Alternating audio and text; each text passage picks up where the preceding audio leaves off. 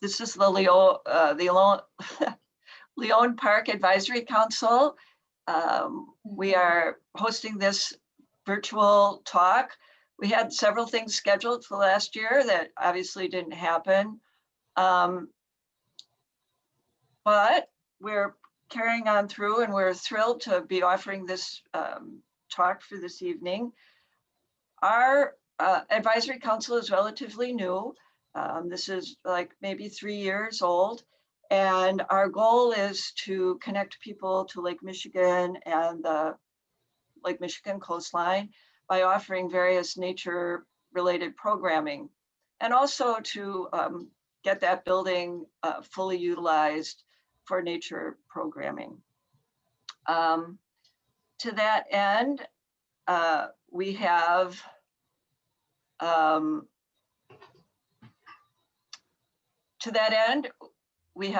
Dr. Phil Willink, who is going to give the talk on the ups and downs of Lake Michigan. And I will get his bio because it's a pretty impressive one. He received his PhD from the University of Michigan and then has worked at the Field Museum, the Shedd Aquarium, and the Illinois Natural History Survey, and been on several boards and committees about aquatic conservation. He's conducted research in a dozen different countries, as well as extensively throughout the Chicago region.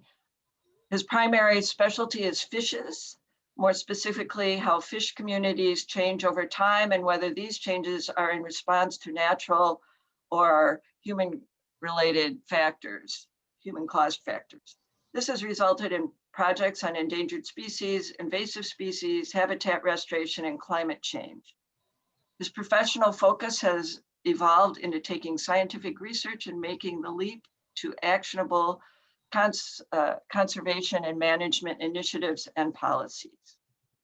So he will be giving the talk. Just a couple of administrative things. We will be following any questions in the chat. So if you have questions, please put them in the chat and we will relay them to him as we go along. Not exactly when you ask the question maybe, but they'll get asked. And then Claire Epperly, if you see her shining beautiful face, she will be providing tech support. So if you have any problems, let us know also in the chat or there it is. Directly to her. So we have everybody muted so that we won't have, so we won't hear any background noise. So please communicate to us through the chat because we are actively monitoring it. So without further ado, Phil, if you'd like to share your screen and start your presentation, that would be fabulous. All right. You can still hear me okay? Everything's good? All right.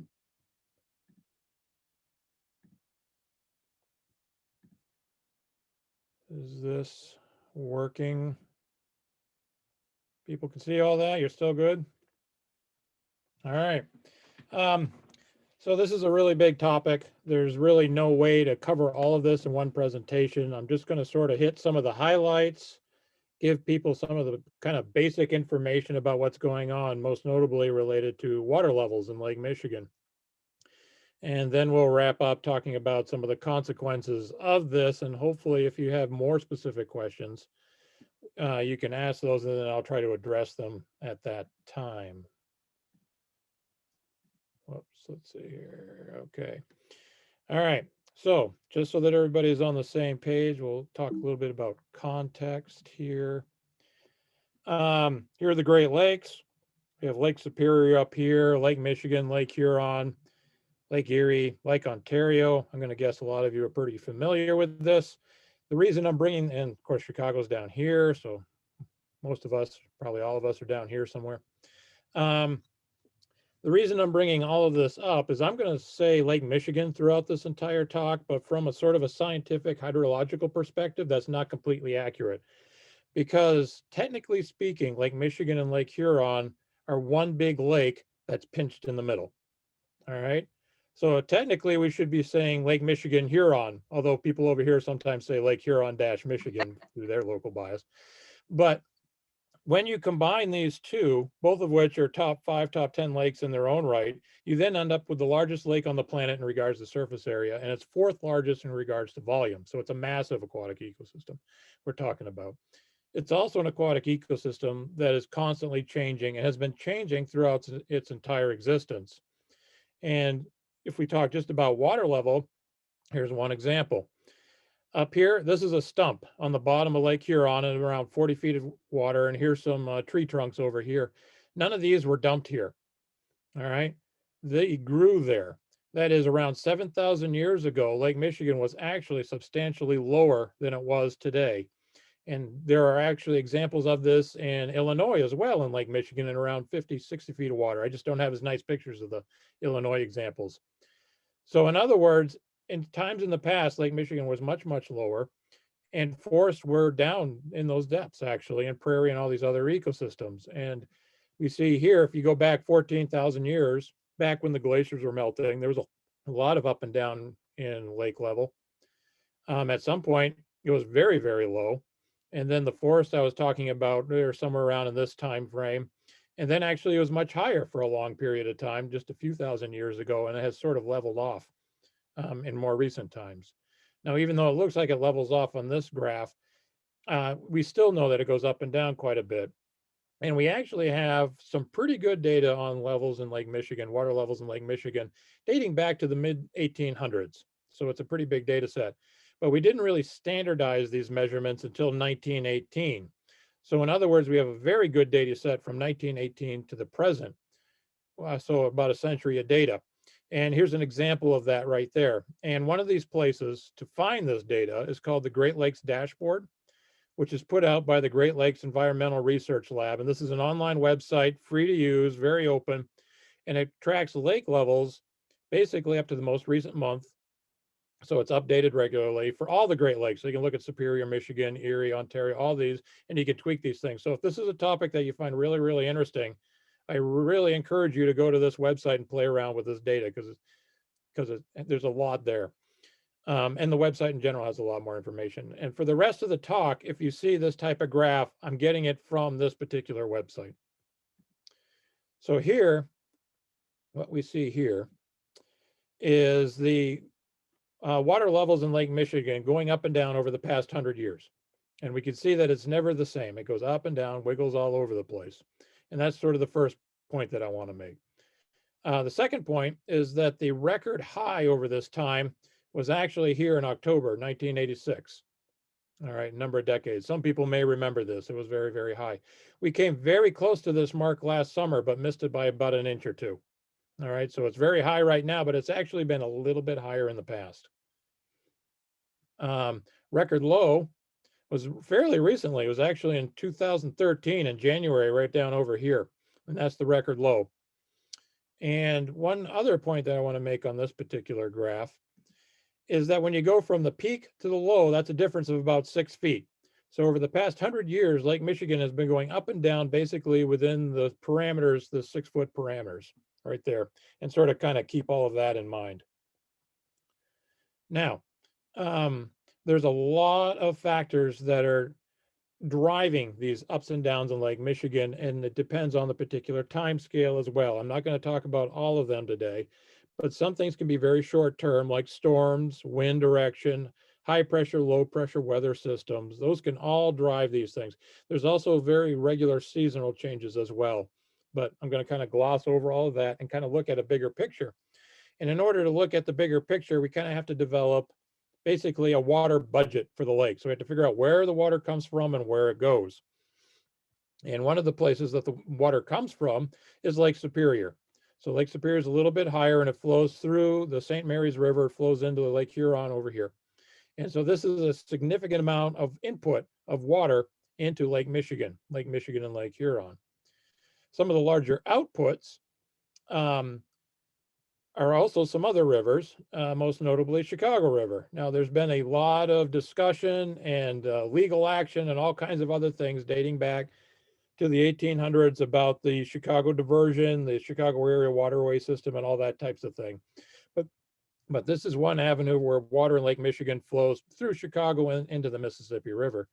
But it is not the largest outlet. The largest outlet is actually over here. So Chicago outlet's over here, is the St. Clair River, all right, which flows from Lake Huron into Lake St. Clair into Lake Erie. And this is a much, much larger river over here, large enough that freighters are routinely going back and forth. And it is actually a very important trade and navigation route for a lot of commerce. And there's a lot of consequences of that particular aspect. And one of those consequences is that if it gets too shallow over here and hinders navigation to these freighters, they dredge it out. And so here are some examples in the past of some of the more significant dredging operations. And I'm bringing this up because if you dredge this river, that's basically like making the drain in your bathtub larger. The water is going to flow out more quickly, presumably. And so that would be anticipated with large dredging operations, such as you see here back in 1935, mid 1930s, I should say, and the early 1960s. But what we can do is we can go to look at our lake level data and see if these dredging operations had any impact on lowering the lakes. And we see the one is right here, the earlier one, and it actually possibly led into some of these lower lake levels right here, but the lake levels rebounded. And then over here in the 1960s, that other large dredging operation, once again, may have led into some of these lower lake levels right here, probably had some role to play. But once again, the lake level rebounded back within basically this 6-foot boundary region right there. And the reason I'm going through all of this is that we have water coming in from St. Mary's, going out through the Chicago and the St. Clair.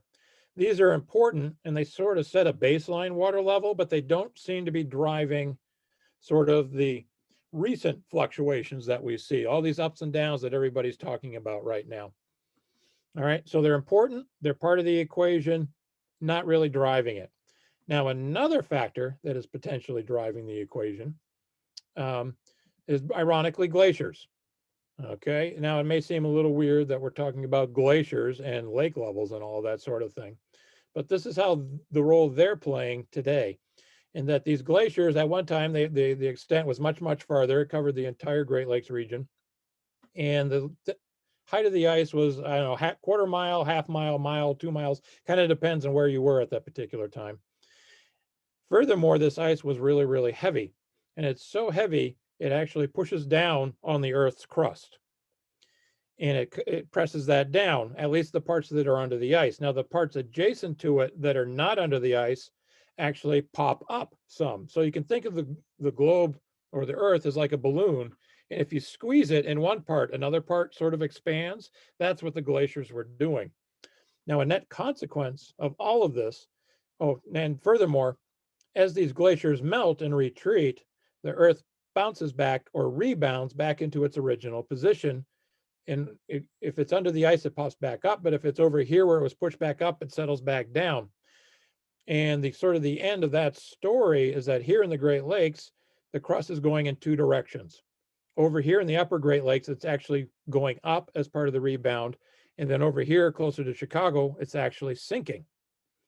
And so the net effect from here to here is about 12 inches every 100 years. In other words, the entire Great Lakes region is tipping from this direction to this direction. And that's a measurable tip, and it does have an impact, once again, on lake levels. But it is a very slow process, so it's probably not driving, once again, all these fluctuations that everybody is sort of concerned about these days with a lot of the ups and downs. But it also sort of has this subtle impact in that Lake Huron is slowly pouring some of itself into Lake Michigan, and we can actually see some consequences of that when lake levels go down and up. All right. So once again, glacial rebound. Here's another factor that's part of our equation, but probably not driving a lot of the stuff that we are seeing today. One of the more obvious things that probably are driving what we see today would be precipitation, rain or snow. And so this is fairly straightforward as to what the consequences would be. In other words, if rain or snow were to fall into the lake directly, or it could fall onto the land and flow into the lake, or it could fall into the land 100 miles away and then flow through a river into the lake. And there's also some groundwater aspects to this too. But basically, And this is fairly intuitive, that the more rain and snow you get, lake level should go up. Now, that would sort of be the theory about what you would think, but do the data support that? And here, once again, I got the lake levels, and I sort of superimposed some data from, this is the US Army Corps of Engineers. They have a data set on precipitation over Lakes Michigan and Huron that I put in here. I should probably add that even though what I'm going to do is compare this graph to this, and that's going to be kind of a quick, easy graphic way to demonstrate this. There are papers out there that go through these numbers, get some very sophisticated statistical modeling, and on and on and on. And if you're really into it, you can go through and read all these things. But the end story is going to be basically the same as what we talk about right now. And if we look at this, here's some years with some more rain. That sort of corresponds to some peak lake levels over here. Less rain, drops in rain, sort of corresponds with lower lake levels. More rain goes up, less rain goes back down. Get some more rain, goes up, a little bit up and down. There's always slop in the system. It's not going to be an exact match. Then over here, we have a bunch of years with a lot of rain, and then one year with a whole lot of rain. And we can see that that actually matches sort of the peak water level. So this is the current record holder right there. All right, so once again, that matches. A few years without rain, goes down, sort of some moderate rain. And then over here, we have a lot of up and downs, but on average, which is about here, we can see that we still have quite a bit of water coming in. So yeah, there's some dry years, there's some wet years, but on average, we're still getting a lot of water, and yet the lake level is very, very low and stayed low. And then it went down. We had some dry years, and then I don't have data for the past couple of years, but these are actually a little higher, which then do sort of correspond to this. So sort of the gist of this particular graph is that over here, rain matches water levels fairly well. All right, it's a pretty good match, makes sense. That falls apart in the late 1990s and through the 2000s. So something else is going on here. Rain is not the only factor, and we're leaving something out. And that something we're leaving out is this, it's evaporation. All right, so rain's coming in, evaporation's going out. A lot of people, the rain's pretty easy. That's rain and snow, it's in your face. Everybody knows what this is. Evaporation, it's basically invisible. Very rarely can you see this coming up. Sometimes you see a little bit of mist, but that's about it. And in essence, what's happening here is that the water and water molecules are going up into the air, and then wind carries them away into the atmosphere, and they get blown to the East Coast or something, and then they might be rain over there. But it's basically a net loss of water from the lake. And even though we can't see it, it can actually be a lot. So if we were to look at evaporation numbers in the lake, we can do sort of the same thing. And once again, here's some more data on just the evaporation numbers. And here, do keep in mind that when evaporation is higher, that should drive lake levels lower, all right? Because this is driving water out of the lake. And so here we see a fair bit of evaporation that kind of matches this going down. There's a little bit less evaporation, so you would expect lake level to go up, and it sort of does over this particular time frame. Over here, kind of goes up a little bit, and that does sort of match this a little bit, but not so much. Down here, we have a lot less evaporation, so water's staying in the lake at this point, and that does match sort of with the higher lake levels here. But then over here, then we have a peak amount going up right here, driving water out of the lake. That could be driving this down. But in general, and then if I keep going over here, suddenly, once again, late 1990s, around 2000s, there's a big jump in evaporation. And at this point, this is a lot of water leaving the lake, and that matches this low water level right here. And then there's a tail off over here where evaporation goes down, and this continues to go down. I just don't have the data over here, which then matches this going up. Okay, once again, less water leaving the lake. So sort of a recap of what this particular graph is showing us is that over here in this portion, evaporation sort of fits the pattern, but not very closely, all right? Precipitation did, evaporation did not. But then starting, once again, over in this portion of the graph, evaporation fits very nicely, but precipitation, if you remember, did not, okay? So there's a trade-off between these two processes. Now, the next question that comes up is what happened in the late 1990s and through the 2000s. What is the tipping point that seemed to cause this switch? And that switch actually has to do with ice. The reason ice is important is that a lot of evaporation over Lake Michigan occurs over the winter, January and February. And it happens at that time because winter air can be very, very dry and there's a lot of wind, and this can just suck a lot of the moisture out of the lake. But if you have a lot of ice, this ice acts as a shield and basically covers the lake and protects it and keeps the water in it. So when we have a lot of ice cover, that cuts down on the amount of evaporation. Now, if we go to the next slide, here is the amount of ice cover over Lake Michigan over the past few decades. And we see that there's been a dramatic decrease through much of that time. So if you have been in Chicago for a long time and perhaps remember years ago that there was more ice on Lake Michigan than what you typically remember these days, your memory's not fooling you. That is actually indeed the case. There was more, on average, more ice over Lake Michigan. And that dropped significantly. So we're going from 60 to down to the 20s here to basically record lows once again, late 1990s, 2000. And the reason for this lower, reduced amount of ice is Lake Michigan is warming up. It's getting hotter. And as it gets hotter, you get less ice in the winter. And that was the trend for a number of years until this is 2014, 2015, and then over here, 2019. And these, if some of you may remember your dates, these are the polar vortex winters that we had a few years ago when temperatures dropped to -20, got super, super cold, also got a lot of ice. Not only did we have a lot of ice, but Lake Michigan got really cold, and that cold water extended into the summer as well. And it was like very difficult to swim in even July, August. And so the water was really, really cold. And when the water is cold, or if it's covered with ice, the evaporation is going to go down. Okay. And when evaporation goes down, the lake level goes up. And so if we can kind of remember this here, lake levels or ice is sort of disappearing in the late 1990s, but then we have these recent jumps. Go back over here. Ice disappeared at around this time. That's when we see the low lake levels because of evaporation. We start getting these polar vortex winters and some other cold winters. Combine that with some precipitation, above average precipitation, and that bumps the lake levels up. Okay, so here's sort of our equation right here. We have these basic inputs that are sort of providing the baseline, some of the background, but then a lot of what's driving this of what we see right now is precipitation and evaporation and sort of the trade-off between these two particular factors, which happen to be climatic variables. They're related to the climate. And so at this point, I'll see, are there any questions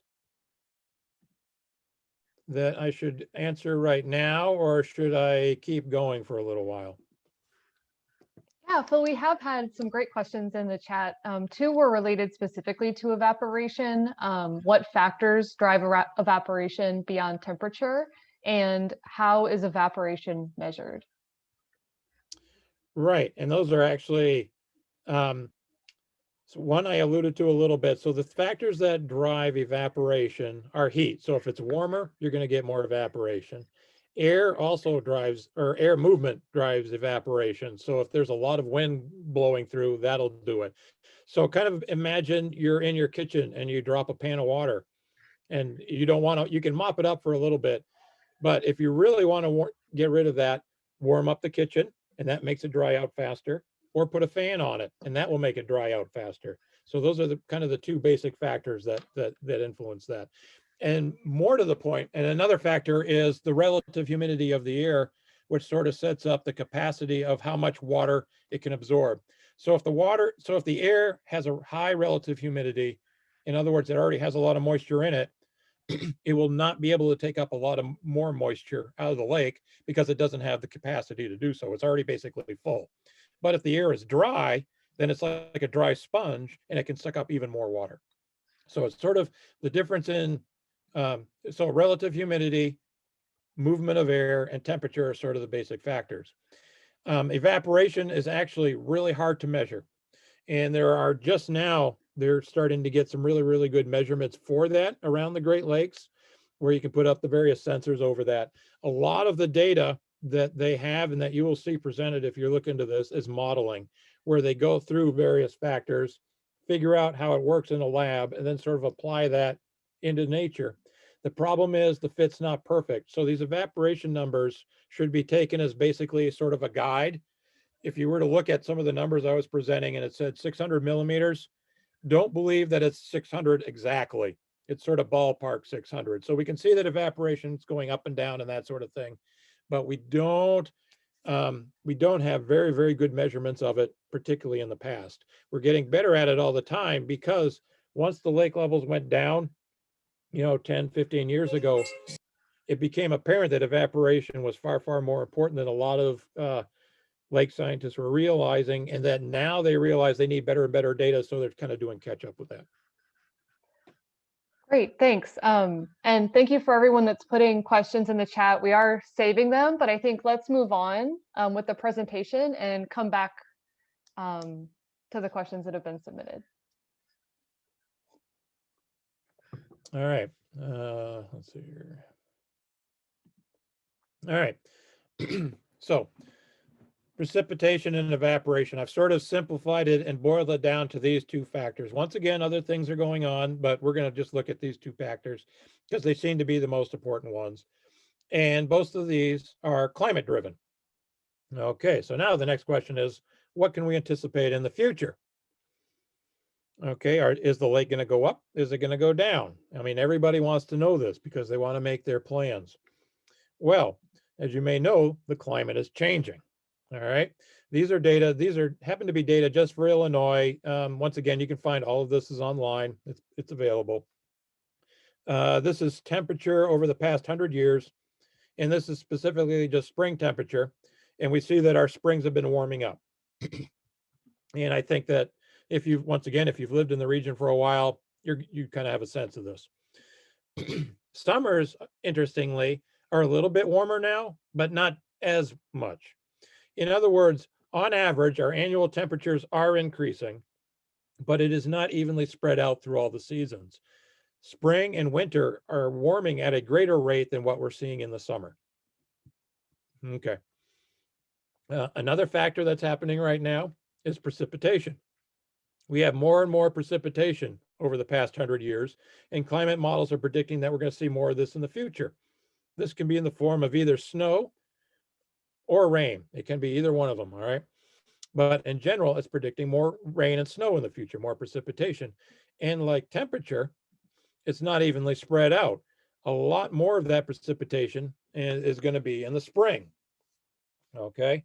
We're not anticipating as more precipitation in the summer. Summers are actually thought, according to a lot of the models, are going to be drier.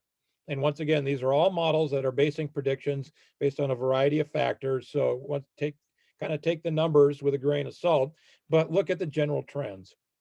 So even though I said that summers are going to be drier, or at least could be more drought-like at times, they will still have rain and storms, but those storms are anticipated to be more extreme. That is, we're going to get bigger storms in the summer. And we can see that as well, in that here there's the number of extreme storm events over the past 100 years, and they're predicted to be greater in the future as well, with a lot of these dumping a lot of rain in a very short amount of time.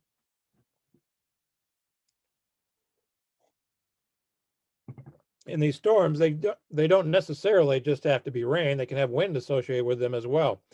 This is a picture of Northerly Island a number of years ago. The lake level at this point was actually a few feet below this barrier right here. And you can see that this wave is several feet over it. And as a matter of fact, the waves are cresting higher than the trees out there. So these storms can have a huge impact on the lakefront in particular places, particularly areas that are not protected by breakwaters. And I suspect, once again, that many of you are more than aware of this. So it's just sort of a summary of what the climate we anticipate in the future is that warmer temperatures, particularly during winter and spring, and warmer temperatures, by the way, in the winter is going to reduce the amount of ice, more precipitation in the future, especially once again in the winter and the spring, more extreme precipitation events, and possibly more droughts. Okay, so now the question is, what does any of this have to do with water levels in Lake Michigan? What can we anticipate? And this is a very tricky question, but there is one thing that I can guarantee with water levels in Lake Michigan in the future is that they're going to go up and down. All right. Now, this may seem like a little bit of a cop-out answer, but it's actually very important, and I'm going to get back to it in a minute.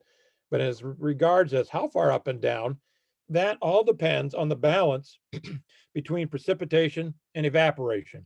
Because in the future, these models are anticipating we're going to have more precipitation, but they're also anticipating more evaporation. And the problem is we don't know how much more of each of these. So we don't know which of these factors may carry more weight in the future and will win out with the other. And even amongst scientists, there's no consensus. So the bottom line is nobody really knows if the lake's going to go up or down, in which direction, or at least how far in which direction. And there's a lot of depends and ifs. But we do know over the past 100 years, the lake has gone up and down within a certain amount of range, and is going to continue to go up and down.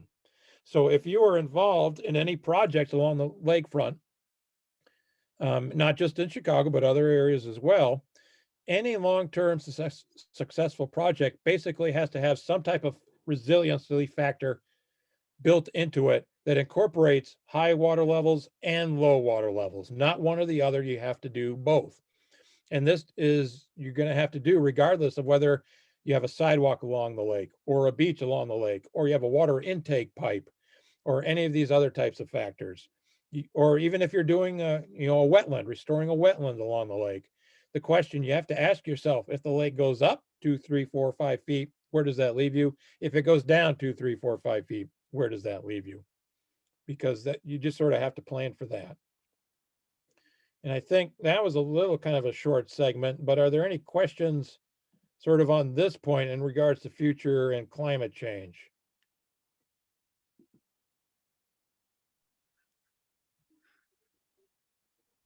Yeah, we got two questions related to that. One is, does the destruction of dunes and wetlands have any noticeable impact on the lake levels?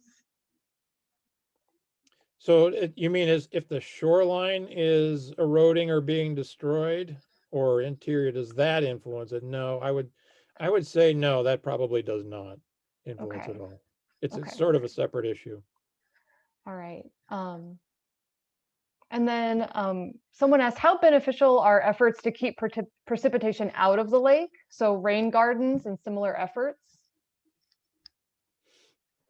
Yeah, no. It depends. So that kind of depends on what type of equilibrium or hydrological cycle you want to set up. The rain gardens, putting water back into the soil is very, very important. It may not have a huge impact on lake levels in Lake Michigan. It will have a huge impact on streams and rivers in our region, which is a whole nother topic. All right. I'm sticking just to, I also work in the Illinois River and does play. Okay, I do all that sort of stuff too. And that would be a whole separate talk in terms of climate change and water levels and flooding and all that sort of stuff. But for Lake Michigan, I wouldn't say that those necessarily have a big impact, but for our streams and all kinds of other factors and wastewater treatment and things, it's huge. It's huge. So rain gardens have a huge role to play. Yeah. But the scale of Lake Michigan, once again, it's one of the biggest, if not the biggest lake on the planet in some measures. And so it just sort of dwarfs some of these other types of things. We're talking about a huge region, hundreds of miles across, basically. Got it. Thanks. Yeah, we do still have a good list of questions, but please go on. Okay, well, we'll do them later then. Yeah. Okay. All right, next. So I'm going to shift gears a little bit here and just sort of say that Lake Michigan water levels and erosion are not the same thing. And I'll explain what I mean by that. They're certainly interconnected and they certainly influence each other to some degree. But technically speaking, they are separate processes. And so far, I've only been talking about water levels. So why do I say erosion is separate? And I'm going to anticipate that erosion is a topic that a lot of people are interested in. Here's Lake Michigan, southern Lake Michigan. Chicago's down here, the state of Michigan, Indiana, Illinois. We've got Wisconsin up here. The currents in Lake Michigan run in a clockwise or counterclockwise direction. So they go in this direction. That is important because what they do is they go along the shore of Wisconsin and Illinois, loop around in this direction. And because of that, and because of the shape of the shoreline, and this has been going on for hundreds of years now, they erode this shoreline. Okay, and once again, this has been going on a long time. They then pick up this sediment, sand, silt, whatever it is, carry it along the lakeshore in this direction, north to south, and then dump it in the southern end of Lake Michigan. So if you were to go back in time, the shoreline up here would be out here somewhere. All right, I'm exaggerating a little bit, but kind of the point I'm trying to make is the shoreline's out here. The southern end of Lake Michigan, actually, Lake Michigan used to extend down to here, but it has been filled in by all these erosional processes. All of this soil down here actually used to be up here. All right, so that's sort of the natural condition of things. Once again, it's been going on for hundreds of years, and it goes on regardless of whether the lake levels are low or high. Okay, it's going to erode regardless of the lake level. Now, to kind of show off some of that, these are some bluffs north of Chicago, and we can see that these right here are eroding away. Not a surprise, they're actively eroding. At one time, following up on what I said earlier, these bluffs were out here off the edge of the screen, but Lake Michigan has been churning them up over the years and carrying them down. And actually, Lake Michigan should be way to the side. Whoops, I don't know how to go back right now. But anyways, they should have been over there. But people don't really want to do that. Let's see if I can go backward. Yep, there we go. People don't want to lose the land, so they put in a number of structures to stop this erosion, to stop this natural process. One of those processes is just dumping boulders on the lake that you can see right here. And it does work for this particular part. Now, one interesting aspect of when you harden a shoreline like this is that when the waves come into a road, they bounce back out. The energy then bounces back in, and you get enhanced erosion just to the south of these hardened shorelines. So even though you're stopping erosion in one place, you enhance it in another. Another way to stop erosion is by these things called groins, which is building basically walls perpendicular out to the lake. And you can see in this picture, there's at least a half dozen of these things along the lake shore here. And there's a lot more. The next picture, I've got a better picture of one. Once again, here's another groin. And you can see, and at this point, the current is from this direction to this direction. You can see that the current's carried the sand and is filled in on this part right here. These can slow down erosion and beach movement, but they're not perfect. You can see that over time they get filled up, so you have to come in and empty them. And if you don't, and they get overfilled, then they don't stop it, and then all the sediment just sort of keeps moving down current anyways. All right, so this is another method that's been used to stop erosion in the region in some of these processes. Another process that we've seen closer here to Chicago, or actually in Chicago, this is Montrose. You can just harden the landscape. You can cover it in concrete. You have these steel retaining walls here. Farther up or back in this background, I think these are stone blocks, if I remember correctly. They might be boulders. Both are used along the lakefront in different places. All these methods that I've been talking about so far have various pros and cons associated with them and whether they work well or not. There are certain places that we do see that things are falling apart right now, and there's a couple of reasons for them falling apart in those particular places. One is that they just might be old and they're falling apart over time, which is what happens. And another, and this is a common along the lake as well, is that various parts of the lake were designed for a particular lake level. They may have been designed when lake levels were low, and then everything seemed fine, but then the lake levels went up and those structures were no longer functioning properly. So that's where we see a lot of the water overflowing some of these places. And then in some other places along the lake, they were designed for high water levels, and they work well when the water levels are high, but when the water levels go down, then they may not work so well. For example, there may be water intake pipes at those places, and during the low lake levels, they start taking in air. So there's a bunch of problems. So once again, there's pros and cons to all these various methods along the lakefront. But if you want one that you want to work long-term, you have to take create one that's going to work when the water level's high and low, because in the future, if you wait long enough, you're probably going to have both conditions anyways. All right. So in that, and since I don't want to talk too long and I want to look at the questions, I'll just sort of wrap it up here by saying, you know, we have this beautiful city. It's right on the lake, but make no mistake about it. Lake Michigan, it's sort of what it wants to do. If I want to anthropomorphize what the lake wants to do, it wants to erode away Chicago. That's sort of the natural condition of it. It wants to erode away Chicago, grind it up, and then carry the sediment and make new dunes in Indiana. That's what it's trying to do. To stop it from doing that is going to require a fair bit of energy and effort. And once again, we talked about some of the tricks. I should have mentioned breakwaters. I don't have them in this particular image, but nearby, you know, just behind this picture, there's breakwaters. And so that's another trick that we can use. And there's also a lot of ways that you can tweak a lot of these things so that you can not only protect the lakefront, but also perhaps creating habitat structure for fish and other aquatic organisms so that we can enhance the biodiversity of the lake, as well as protecting the city's infrastructure. And there's a lot of scientists that are open to this, as well as a number of agencies and such. So with that, I will stop talking on the presentation and open it up for whatever other questions they may have, and we'll see where those go. Yeah, Phil, thank you so much.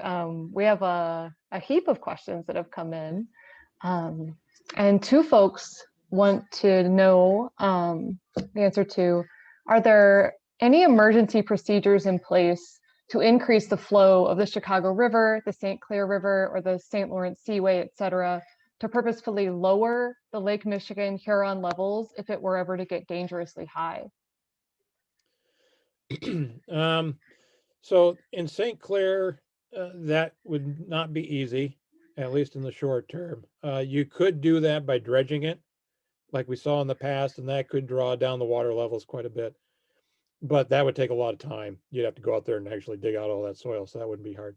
There are some other ways of doing this, possibly, but they all have consequences and repercussions as well. And keep in mind that when you're talking about water levels in Lake, I keep saying Lake Michigan, we think Lake Michigan, we're perfectly fine being biased towards Lake Michigan. You know, a lot of us are in Illinois, maybe some people are in Wisconsin or Indiana or something. But keep in mind, once you start playing with lake levels, it's not just Illinois and Lake Michigan, it's Wisconsin, Indiana, Michigan, and Minnesota, and New York, and Ohio, and Pennsylvania, and Canada. All right, so now it's international. So you can't just tweak these lake levels in one place and have repercussions, have them go elsewhere. All right, so that's very complicated because now we're talking about international politics. Some water control structures that could influence Lake Michigan. The amount of water that is running out of Lake Superior into Lake Michigan can be controlled at the Soo Locks by some extent up in Sault Ste. Marie. All right, so there's possibilities there of potentially doing some of that. All right, so that's one. Two, we can also control the water level in the Chicago River. We can lower it quite a bit.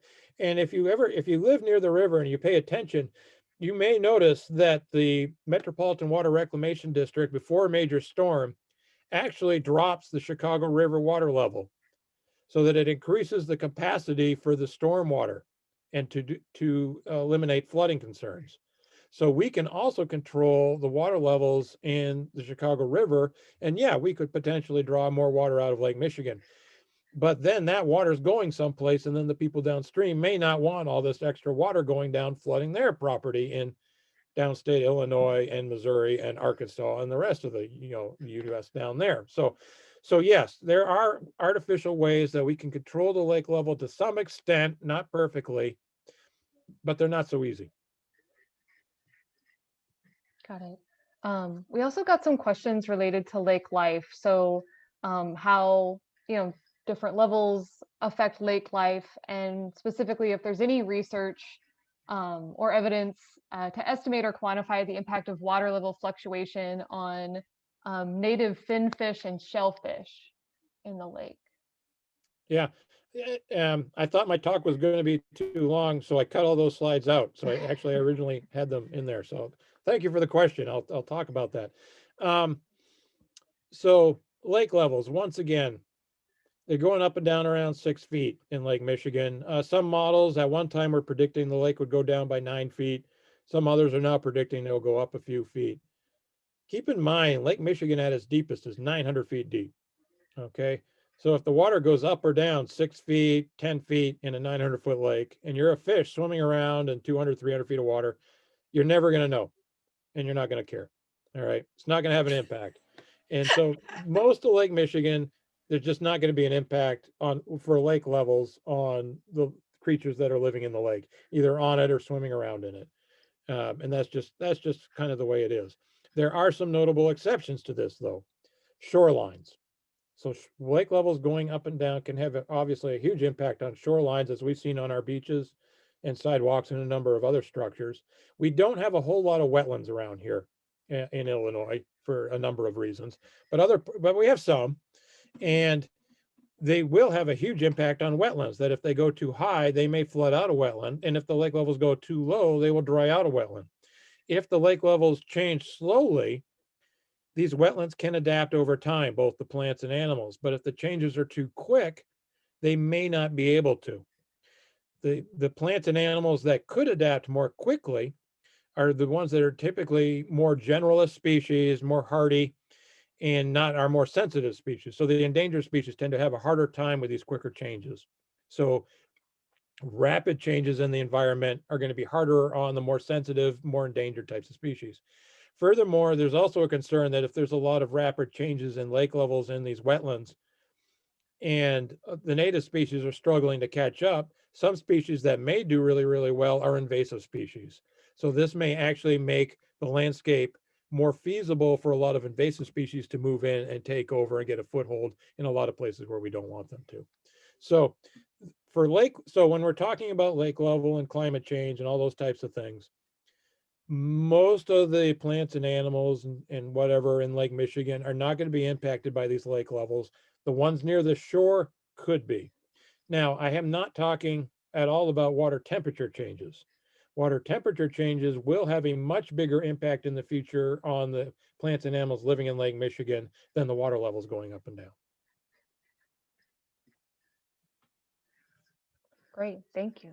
And we have a question that zooms out even further and asks, how does ocean water levels rising affect our Great Lakes? So it's not going to be directly impacting us, the ocean, the fluctuations in ocean levels right here. Where our elevations, at 500 something, a little below 600 feet. So we're way, way above that. Lake Michigan flows down through the St. Clair River into Lake Erie. Eventually, that goes over Niagara Falls into Lake Ontario, and that goes over a bunch of falls through the St. Lawrence Seaway. So basically, ocean levels are a long, long way away from us. Now, some of the factors affecting our lake levels are actually also affecting sea level. So, for example, there's a lot of talk about sea level rise along the East Coast. And part of that is, and everybody sort of envisions that as the ocean rising. Part of that is actually the East Coast is sinking. So when I talked about the glaciers and glacial rebound and how the Earth is adapting or changing after the last glacial period, and that the Great Lakes region is tipping, parts of the Great Lakes are popping up, as I mentioned, the more northern parts, and other parts are sinking. That sinking extends all the way to the East Coast, and the East Coast is sinking down. And that's part of the reason of the lake level or the ocean levels rising, as well as the ocean's getting warmer and water expanding, and a number of other reasons. I don't know if I explained that very well, but that's sort of a tie, but there's no direct connection between Okay, Lake Michigan and water levels in the ocean. thanks. And we have another question. Is there any difference in the rate of evaporation in the different lakes, or are they the same? Is the system the same? Yeah, no, that's right. And that's something we're trying to get a better grasp on right now and it does differ. And it does differ mainly because some lakes can be a little bit warmer and some have more air associated with it. I don't have the numbers, but I would strongly suspect that what you see over Lake Superior is different than Lake Michigan. You can pull this data down pretty quickly if you made an attempt at it. Lake Erie is a very shallow lake, relatively shallow, I should say, tends to be much, much warmer. and it runs east to west, so the winds run right along it. So I would expect that evaporation there under the right conditions could be a lot higher than relatively what we would see here in Lake Michigan as well. So it could, the basic processes are going to be the same, obviously, because they're kind of standard physical processes. But yeah, I bet the evaporation rates are different over different lakes. And the Okay. amount of warming in the different lakes is also, for example, Lake Superior, the coldest of all the Great Lakes, is warming up more quickly than the others because it tends to be colder as opposed to some of the other places. There's also a pretty easy request to just go back to the equation slide. Someone would like to see the equation slide again, if you don't mind going back to it. Let's see here. I can go back. Whoop.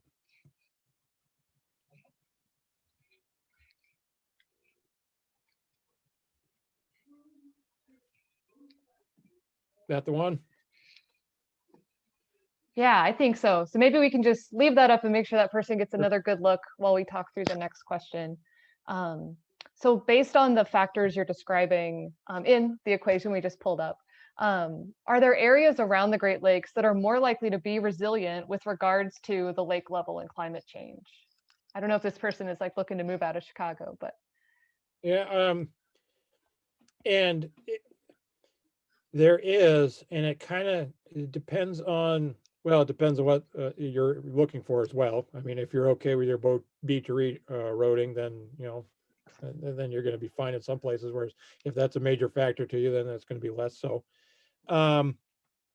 One thing that really plays a big role in some of this is sort of the topography that you see along the lakeshore and the slope along the lakeshore.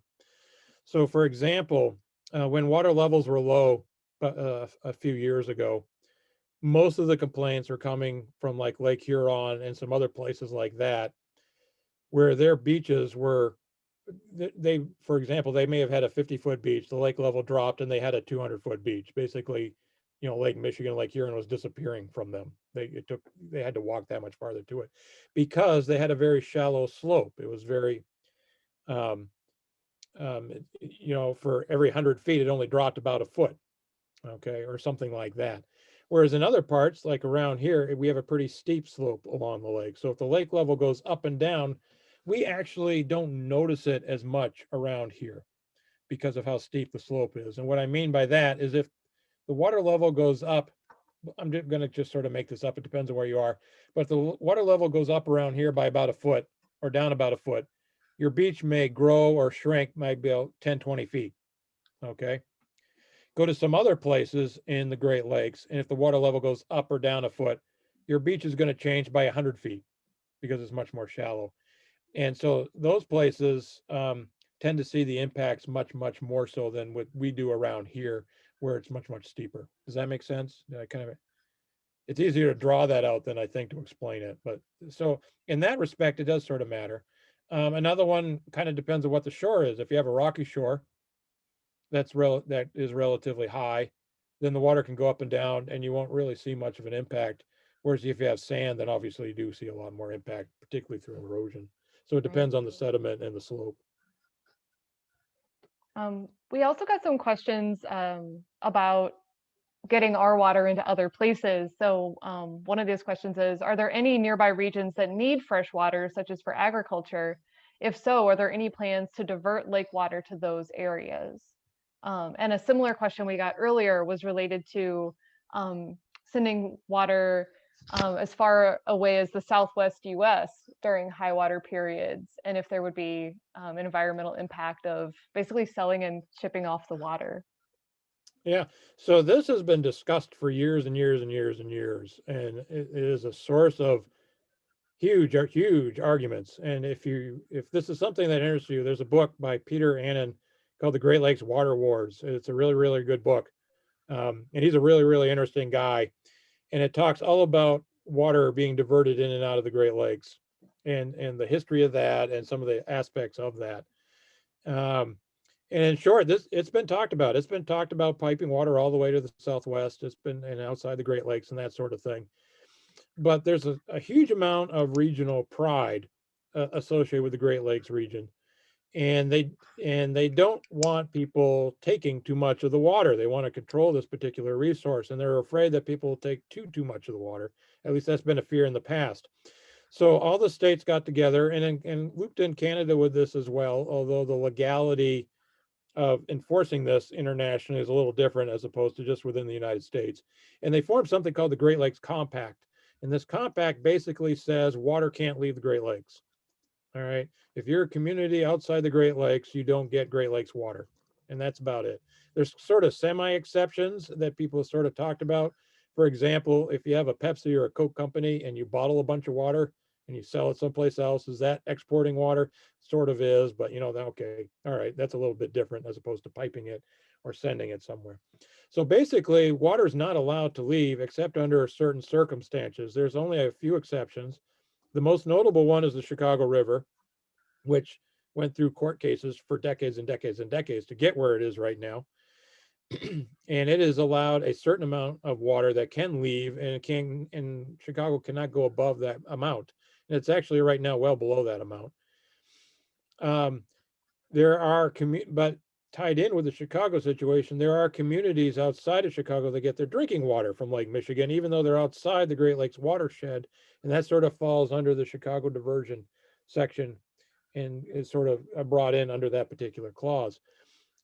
If you are a community that's on the border of the Great Lakes, you can petition all of the Great Lakes to get access to Great Lakes water, but then every state has to say yes. And if even one of them says no, you don't get the water.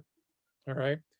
So, and if you're outside the Great Lakes, there's pretty much no chance you're ever going to get the water, because once again, it would have to be extraordinary circumstances and every state would have to agree. If so much as one state says no, it's not going to happen. So exporting the water and pumping it out, even at high water times, it would be very, very, very difficult to do because of the agreements of protecting the water within the Great Lakes. Yeah, that sounds like a really cool book. Thank you for the recommendation. One question I want to make sure we get to before folks need to start maybe signing off is specific to what we can do, we the people in this conversation. What are basic steps we can take now to help these up and down levels? Yeah. So, I mean, once again, if to some extent, it falls back to the whole climate change situation too. What can you do to prevent climate change? And that's basically being more energy efficient, being less reliant on various fossil fuels and things like that. I mean, obviously, we're going to use them anyways because there's no way around it at this point in time. But sort of basically reducing energy consumption, reducing the greenhouse gases, all of that sort of thing. As far as it is always appropriate to conserve water and think about your water use.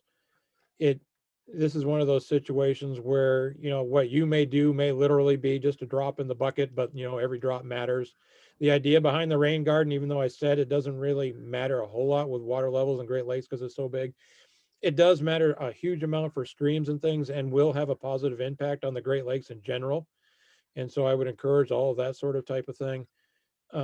Working within your particular neighborhoods and communities in regards to stormwater to see if you can get permeable pavements and that sort of thing to get more of the rainwater, into the soil, into the groundwater, which creates a great more stability.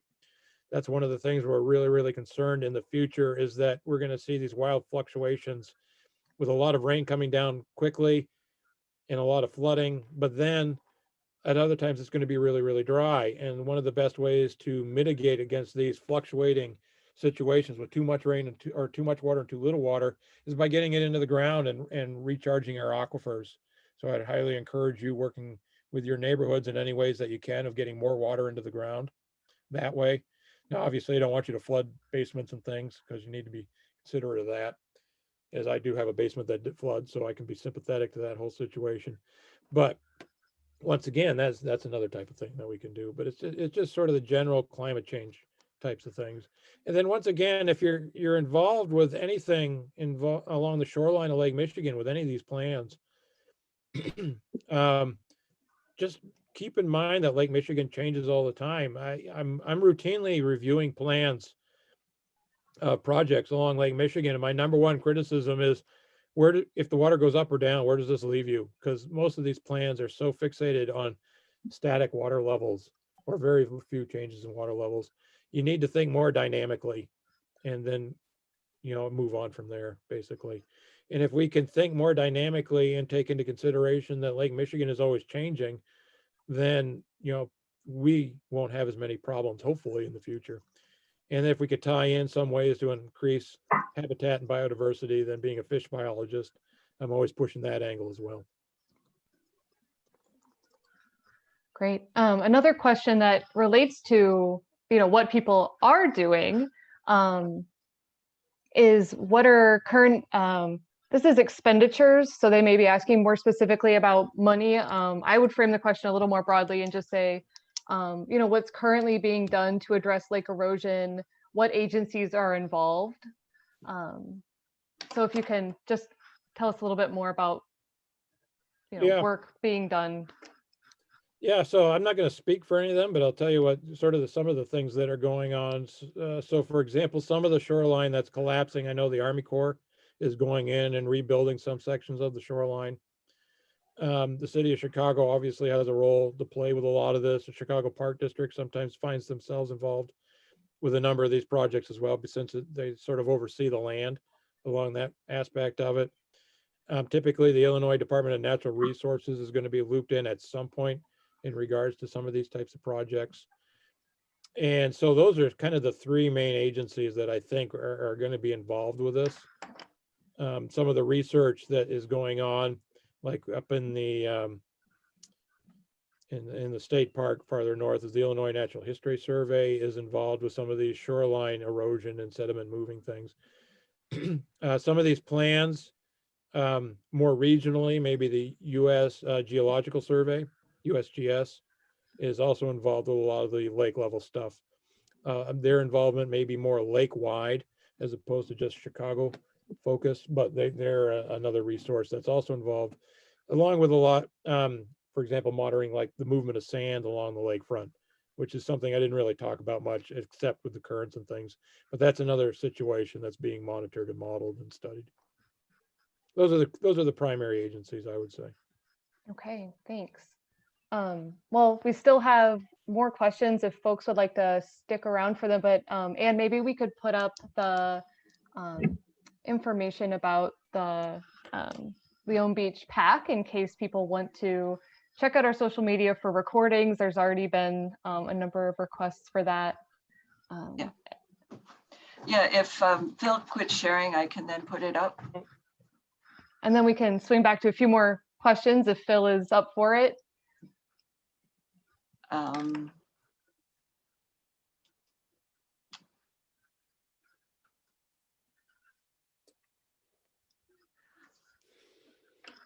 Other people have questions? Yeah, I still have a good list here. Well, why don't you, because I saw quite a few go through, so why don't you read some more? I will say that just to answer a couple of them before people start to drop off, that we have recorded this and we will make it available through the social media, through the Leone Beach, Leone Park social media. So pay attention to that and you'll see it pop up. And then also there's some complimentary programs. There's, you'll see in the chat, there's one that Edgewater Sustainability is going to be putting on in March. And there is the Edgewater Historical Society has a exhibition on historic lake flooding. It's not open right now, but you can arrange for small groups. There's also some things that are going on in Evanston. So we will connect to all of those. Plus, we will be having a winter trudge. We've done that the last few years in February. So watch our social media because there's a lot goes on in the winter. And it's interesting to see how the natural processes are happening as we've all described them. So AJ, do you want to continue on with any questions that are still out there? Actually, can I just hop in? Yes, For it, Claire. So I know some people have to drop off, so I just want to also mention that the Leone Beach PAC, we're at Tui and the lake, and you can see the picture with all the beautiful wildflowers in bloom that we were able to plant a couple years ago. And the other thing that is coming is we'll be expanding the playground as well with a natural play area called Nature Play. So that's also, but if you want to know what we're doing, email us to join our mailing list. And then, yeah, AJ, let's get back to questions. Yeah, maybe we can ease back in with what I hope is an easy one, which is what months does Lake Michigan tend to rise the most? Yeah, let's, and I had that graph, of course, somewhere. Let's see here. I unshared, so you can share it again if you want. Yeah, I'll see. I had it as a back. Let's see here. Of course, now I have too many screens open. Let me hang on. I was trying to keep it short, but not showing all this sort of stuff. Yeah, we got a request in the chat to bring you back and have you talk about more. So Okay. hopefully So you'll can come you back. see can you see the graph now? Yes. Not very fancy. I'm just going to leave it like this right here. So here's the seasonal cycles right here over a number of years. And you can see that lake levels tend to be highest in July and then drop down, and they're lowest in the winter months, go back up in the summer. So spring, they go up in the spring, and with the spring rains and the snow melts and all that sort of stuff. And then starting July, August, it gets dry and it drops down, and we tend to bottom out with evaporation, sometimes midwinter, and then it pops back up again. And you can see right here, this is multiple years. So here's July, January, July, January, July, January, July. And it just sort of goes up and down all the time. And that the graphs I was showing earlier, all of these dots are actually in there. It's just that you kind of zoom out so far, you don't really see this. When you zoom in, then you see that. All right. Does that answer the question, I assume? Yeah, I think it does. Thanks. Okay. I'll stop sharing here. Okay. A question about whether the Army Corps and their Canadian counterpart are still considering building a control structure at Huron's St. Clair River. So there was a lot of talk about that at one time when the lake levels were really low. And what they wanted to do was build this sort of a semi-floating dam type of thing. And actually, once again, when I gave this talk years ago, I actually had pictures of the design plans in there to show. But I don't have that very handy, so I'm not going to show it today. The idea behind that was actually to boost the lake levels up. That's what they really, really wanted to do. And theoretically, they probably could have done it. But now that lake levels have gone all the way back up and freighters can go back and forth without any problems, I haven't heard so much talk about that anymore. Now, theoretically, yes, you could build a dam across the St. Clair River and put locks and everything in there. It's a big river. All right. So it'd be a big project. And it'd be very expensive. And I'm not entirely sure who's would want to pay for that, to be honest. There would be a lot of money. So I haven't heard so much about it right now. Engineering wise, maybe. Would it solve all of our problems? Maybe, maybe not. But so no, that's kind of where we stand right now with that, as far as I know. Great. Well, this next question is, looking to you to know whether we should have hope. It asks, do you see any hope of Lake Michigan ecosystems becoming healthier? More plankton, more alewives, more salmon? Yeah, I think there is a possibility that it will become healthier. We are seeing some actual changes in the biodiversity that lead me to think that way. And I say that because I'm seeing more and more bass in the lake. Walleye and other types of fish are becoming more common. We're seeing more sturgeon now, not a lot around here, but they're popping up. Whereas for many, many years, we never saw any. So that's a possibility. But what's really interesting is we're seeing more minnows in the lake, which for many, many years we did not see many at all. And although they can be very small and boring and that sort of type of thing, if you know a lot about their ecology, pay attention. The fact that we're seeing more of them sort of means that the bottom of the food chain is getting better and it's recovering and some type of balance is in there. I'm not going to say it's going to be easy. We're certainly dealing with climate change issues with these lake levels and stuff. Invasive species, particularly with quagga mussels and zebra mussels, is a huge issue that we don't have any really particularly good solutions for right now. So we're just going to have to wait and see. It does seem to be trending possibly in the right direction. But that said, I've done some work in Lake Michigan in a couple 100 feet of water and water deeper than that. And there are a lot of quagga mussels out there, and they're having a huge impact on the food chain and the food web. And so it still has a lot of problems, I'm afraid. Okay. I have two questions related to how Lake Michigan kind of fits in to the larger Midwest. One is there faster rate of flow in the Mississippi because of the sinking of the Great Lakes region and its rivers that flow into the Mississippi? Oh, that's a good question. I don't know the answer to that off the top of my head. That would be interesting. It's hard to know because there are so many locks and dams on the Mississippi River that create these artificial lakes that the flow is stopped all the time. So it's kind of hard to know what the natural flow is versus everything else like that as well. So I don't know. The Mississippi, I'm not so sure.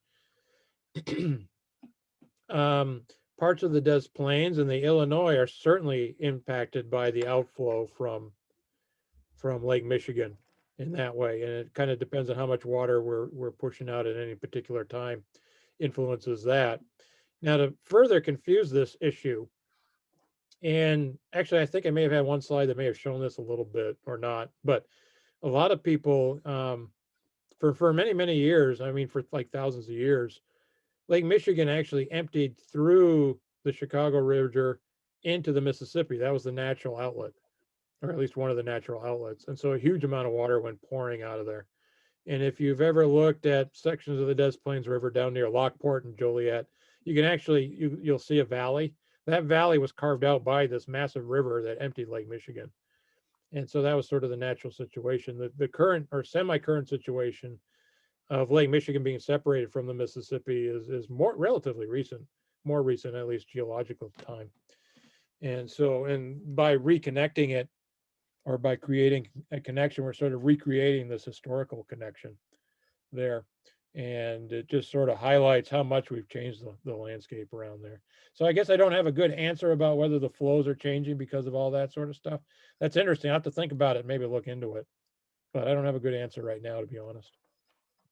Yeah, that's all right. I mean, we appreciate that. I feel like you're covering an incredible range of topics for us. So thanks.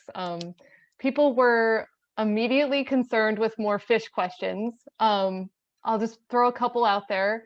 How about smelt? Will they ever come back? And is there anything we can do on the shore side to aid fish? Yeah, smelt's a tough one. So first of all, smelt are actually not native to Lake Michigan. They were introduced in 1920s, 1930s, roughly as sort of an experiment. They're actually introduced as an experiment to see if they would be food for salmon. And for various reasons, it didn't actually really work out that well at the time. And it ended up being its own fishery. The problem smelt have had is that the young sort of feed on plankton, but with all the quagga mussels and zebra mussels, they don't have that sort of food source to rely on. They in turn are eaten by salmon and lake trout, both of which are fairly numerous out there out in the lake now. There's more lake trout now, and they all love to eat smelt when they have the opportunity.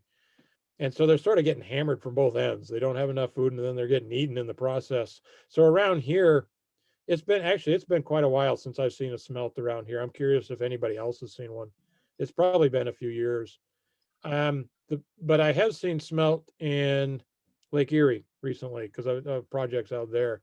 So there are parts of the Great Lakes where smelt are actually still fairly abundant, are still doing well. I think parts of Lake Superior maybe as well. I'd have to double check that, but that's what I've heard. Whether they will make a comeback to what you remember from years and years ago, where everybody was going out at the night and having parties and all that sort of thing, I don't see that in the near future, unfortunately. I mean, it might happen, but I'm not seeing it because once again, I've barely seen any smelt recently. What was the other? Oh, what can we do about Yeah, fish to habitat? on the shore side to aid fish. Yeah, so this is something I'm always pushing.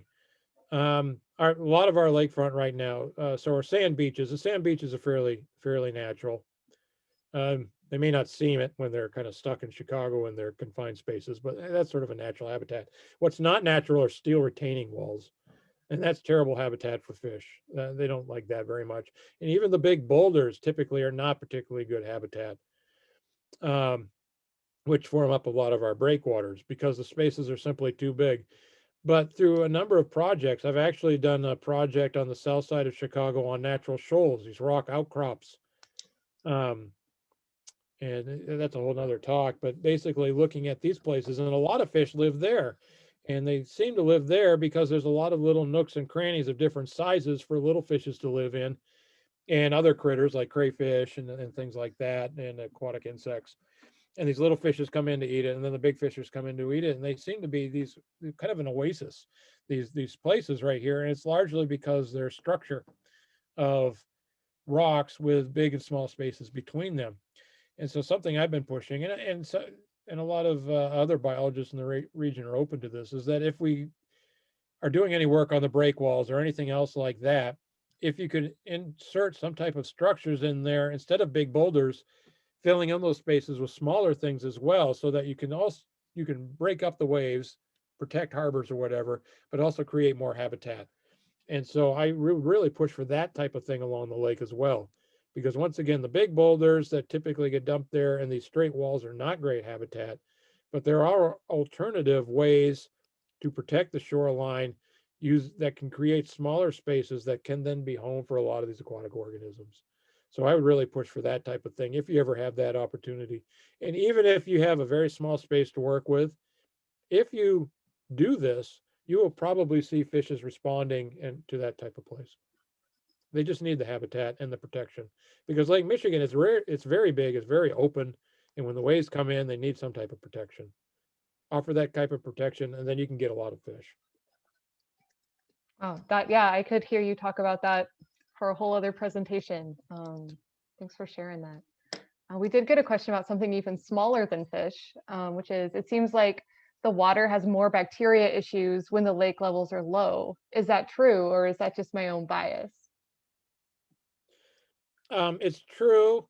It's not necessarily lake levels. It's the impact lake levels are having in regards to the shape of the shoreline. So the bacteria, and here again, I'm trying to remember who's does this. There's a really great program, might be U.S. Geological Survey. I think they do it through the city of Chicago. So if you're really curious, go to the website, and they have these models that predict where bacteria will be at a particular day for a particular beach, and they use that for beach shutdowns. So look at the criteria they use it for different shutdowns, and they've done a lot of studies looking at different beaches to see why different beaches get shut down and all that sort of stuff too. And some of the driving factors are is warmth. So if you have a shallow beach that tends to get really warm, you do run the risk of having more bacteria as opposed to another beach which is identical but is deeper. And now that the lake levels are up, we don't have very many shallow beaches. We also have a lot of circulation. So if you have a beach that's sort of in a confined space without a lot of wave circulation, and it's shallow and it's warm, it's basically like making a soup.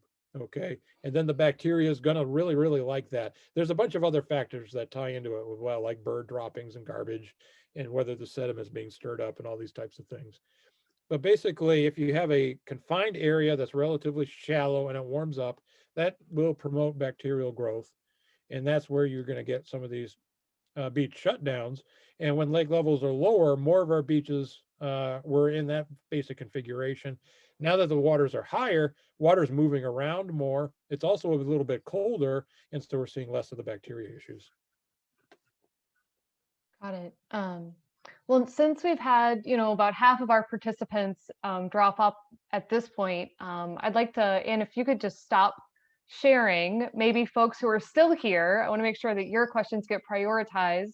If anybody wants to just turn your video on and raise your hand, or if you're not able to turn your video on, to just speak up, because I want to make sure the people that are here are the people getting your questions answered. Yeah, Doug, or Douglas, I'm sorry. Unmute yourself. There, can you hear me? Yes. Okay, just a historical thing. I've been living here on the lake in Rogers Park at the end of North Shore Avenue for about 40 years. And back in the late fall and early winter of 86 and 87, when we had record high water levels, there was a series of freaky occurrences where the cold weather came in, lots of ice formed on the lake, then it warmed a bit and all the ice kind of broke into plates. And then there was a lot of east winds that drove all the plates up onto the shore here in Chicago. And then it got very cold again and all the ice plates froze together and formed an ice wall. And then we got a big storm coming in from the east. The waves all came in over the ice wall and they couldn't recede. And they flooded major parts of the Chicago lakefront, including North Lakeshore Drive. It was disastrous. And Mayor Harold Washington came and gave a press conference about lake damage here at the end of North Shore Avenue. But at that time, there was an attitude of disaster. Oh my God. And this is, I don't know if you can see this. This is National Geographic magazine from July of 87. And the lead article in here is called The Great Lakes Troubled Waters. And it's all about this whole issue of erosion, particularly. And the lead photograph in the article, I don't know if you can see this. That's a photo of my building on the end of North Shore Avenue with a lot of apartments that face directly onto the water. And they were entirely coated in ice. The people could not use their front doors. And it was all ice coated and it knocked down the seawall actually on our building. But at that time, the attitude was, oh my God, the sky is falling. What are we all going to do? We're in deep doo-doo forever. And within a relatively short time, the water started going down again naturally. And the issue kind of faded away. Until now, we're back 33 years later. The cycle has come back to very high water. So it goes. Thank you.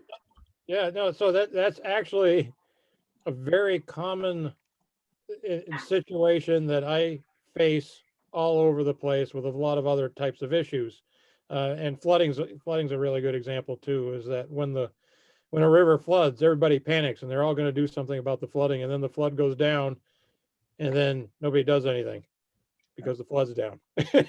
and you can't get people excited to do anything. You can go out there and you go like, it's going to flood again. And then the people don't. And so that's why during this talk, when I said that the lake's going to go up and down and that you need a plan to be ready for it because it's going to go up and down, I can pretty much guarantee, like you said, it was like this 30 years ago or whatever. And now we're back to more similar to what it was. And guess what? In a certain number of years, we're probably going to have low lake levels and everyone's going to panic about that, but then wait long enough and they'll be high again.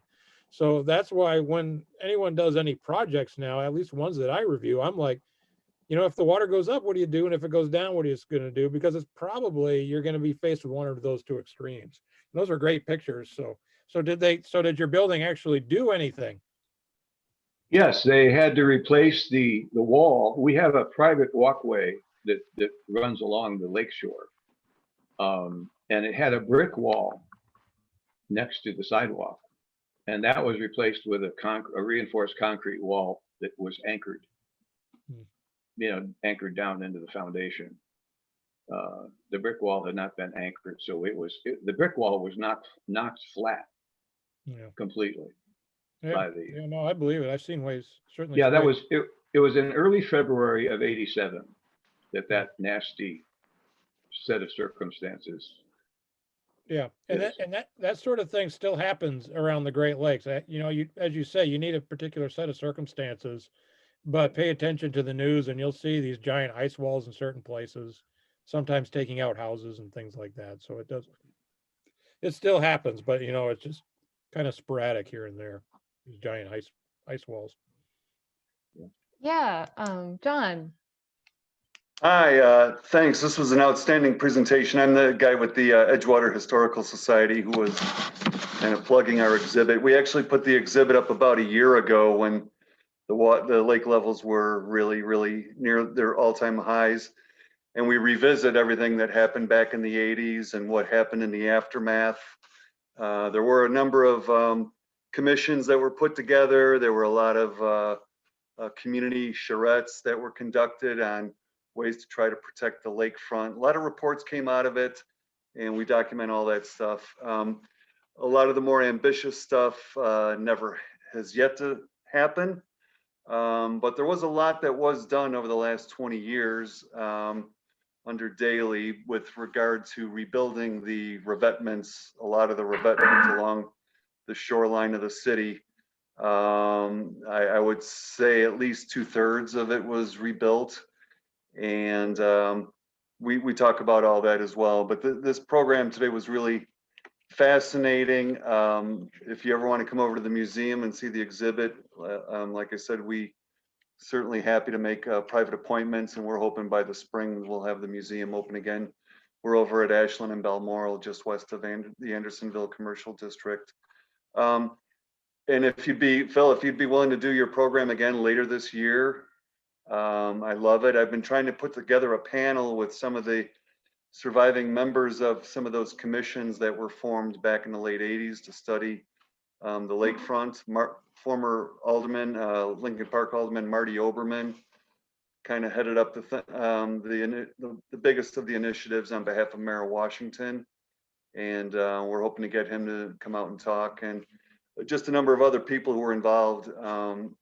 I think it's inevitable that these issues, probably in my lifetime, maybe over the next 30 years, are going to really be very urgent. And if you'd be willing to do your talk again, we'd love to have you.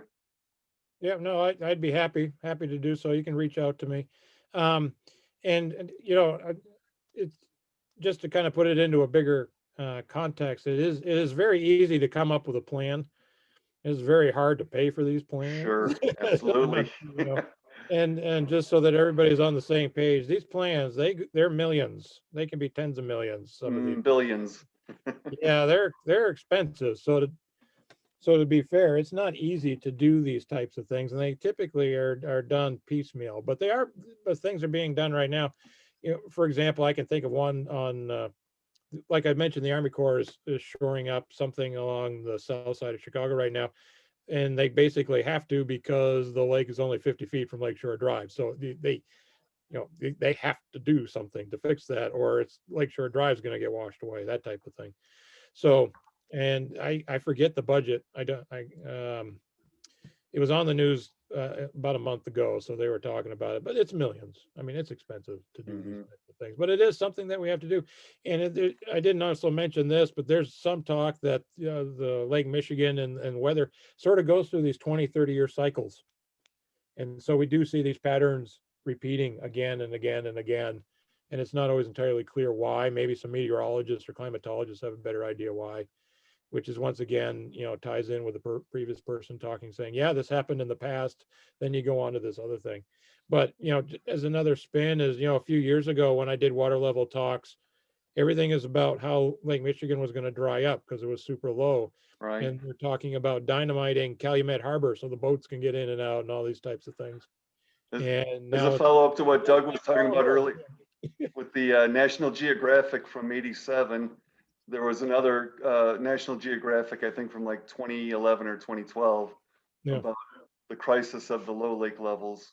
Yeah. So you know, be ready. It's going to go up and down. You know, If you live long enough, you get to see these things yeah. all happen at once. Yeah.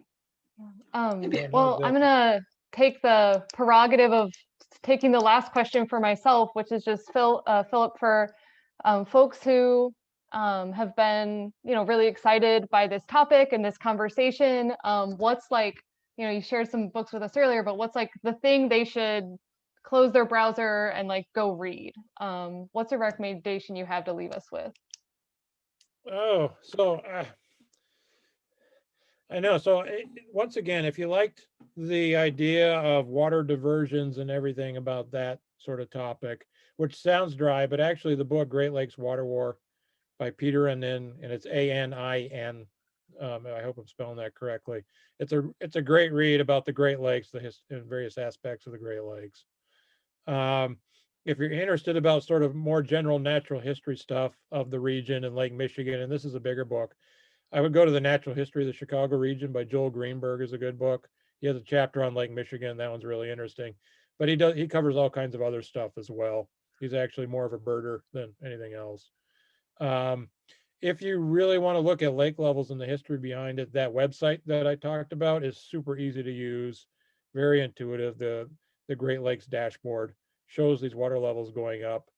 And on that website, they also have a lot of reports targeting different types of audiences. Some of their reports are just 2 pages, gets right down to what's happening in the Great Lakes. And they may have them just on ice cover. They may have them on lake levels. They have them on all kinds of other topics as well.